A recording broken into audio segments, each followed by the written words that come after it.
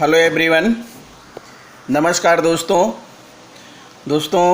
एक विशेष आदेश आ गया है, एक बड़ा आदेश आ गया है और हम सभी को इस आदेश के पालन हेतु एक बार पुनः जाना होगा प्रवासी मज़दूरों के घर।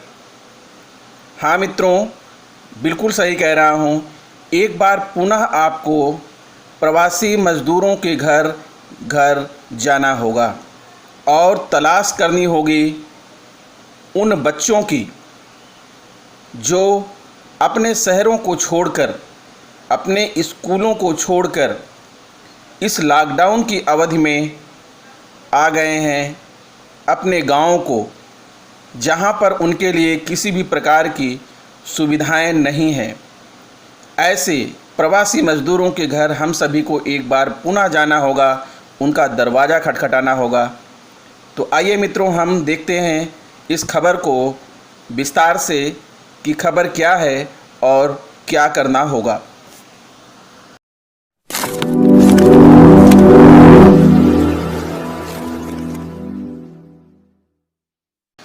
हाँ तो दोस्तों, पेश है खबरें विस्तार से। जो बच्चा जहाँ है उसे वहीं पढ़ाने की सरकार ने बनाई योजना। राज्यों को बगैर किसी दस्तावेज के स्कूलों में प्रवेश देने का निर्देश। राज्यों को बगैर किसी दस्तावेज के स्कूलों में प्रवेश देने का निर्देश दिया है मानव संसाधन विकास मंत्रालय ने, यानी MHRD ने, और इन आदेशों का करना ही होगा पालन। आइए आगे देखते हैं। लॉकडाउन के बीच बच्चों की पढ़ाई लिखाई और अपना काम धंधा छोड़कर शहरों से पलायन कर गांव में पहुंचे प्रवासी मज़दूरों को किसी भी परेशानी से बचाने के लिए सरकार पूरी ताकत से जुटी है। इसी बीच मानव संसाधन विकास मंत्रालय ने उनके बच्चों की पढ़ाई पर ब्रेक ना लगे, इसे लेकर अहम कदम उठाया है। इसके तहत जो बच्चा जहां है अब उसे वहीं पढ़ाया जाएगा। इसके लिए मंत्रालय ने एक दिशा निर्देश जारी कर सभी राज्यों से ऐसे बच्चों का डाटा जुटाने को कहा है। साथ ही निर्देश दिया है कि ऐसे बच्चों को बगैर किसी दस्तावेज यानी ट्रांसफ़र सर्टिफिकेट के सिर्फ पहचान पत्र के आधार पर संबंधित कक्षा में प्रवेश दिया जाए।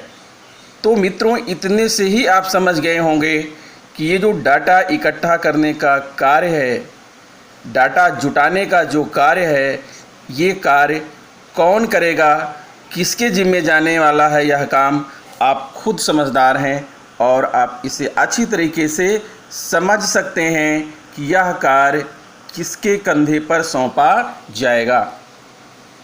मंत्रालय ने राज्यों को जारी इस दिशा निर्देश में यह भी कहा है कि ऐसे बच्चों की पढ़ाई को आगे भी जारी रखने की पूरी व्यवस्था की जाए। साथ ही उन्हें मिड डे मील सहित दूसरी सरकारी योजनाओं का भी लाभ दिया जाए।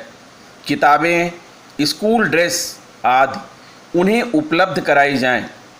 इसके साथ ही राज्यों से यह भी कहा है कि वह प्रत्येक ग्राम पंचायत स्तर पर ऐसे बच्चों की जानकारी जुटाए जो शहरों से पलायन कर पहुँचे हैं। फिर यहाँ पर मित्रों एक बार आपको ध्यान देने की ज़रूरत है कि इसके साथ ही राज्यों से यह भी कहा है कि वह प्रत्येक ग्राम पंचायत स्तर पर ऐसे बच्चों की जानकारी जुटाए जो शहरों से पलायन कर पहुँचे हैं। तो आप समझ चुके होंगे कि मेरा यहाँ पर क्या कहना है, अर्थात प्रत्येक ग्राम पंचायत स्तर पर ऐसे बच्चों की जानकारी जुटाने का काम कौन करेगा। मंत्रालय का कहना है कि यह कोशिश की जाएगी कि कोई भी बच्चा जो शहरों से लॉकडाउन के दौरान गांव पहुंचा है उसकी पढ़ाई न छूटे। यद्यपि यह सराहनीय कदम है, अगर देखा जाए तो प्रवासी लोगों के और उनके बच्चों के लिए यह बड़ा ही सराहनीय कदम है। लेकिन इसके लिए सबको जो है एक साथ आना होगा।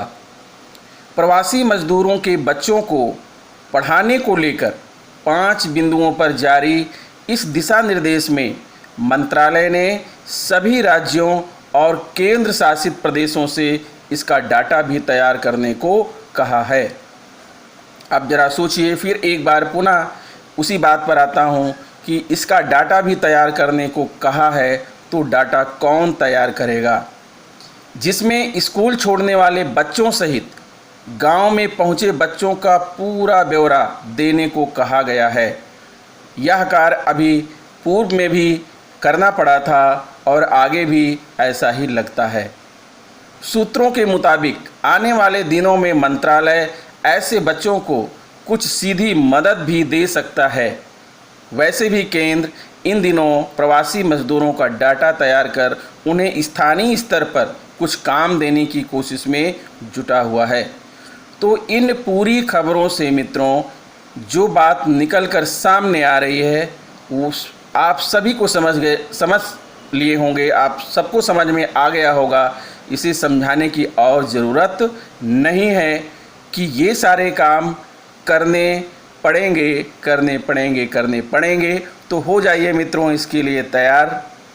यदि आप मेरे चैनल पर नए हैं तो प्लीज़ मेरे चैनल को सब्सक्राइब कर लीजिए, बेल आइकन को प्रेस कर दीजिए, दूसरे मित्रों को शेयर भी कीजिए ताकि मित्रों हमारे हर वीडियो का नोटिफिकेशन आपके पास तुरंत पहुंचता रहे और आप शिक्षा विभाग की समस्त खबरों से, यानी सिर्फ खबरों से ही नहीं बल्कि शिक्षा से संबंधित समस्त चीज़ों से अपडेट रहें। तो मित्रों इस वीडियो में इतना ही, मिलते हैं आपसे नेक्स्ट वीडियो में। नमस्कार।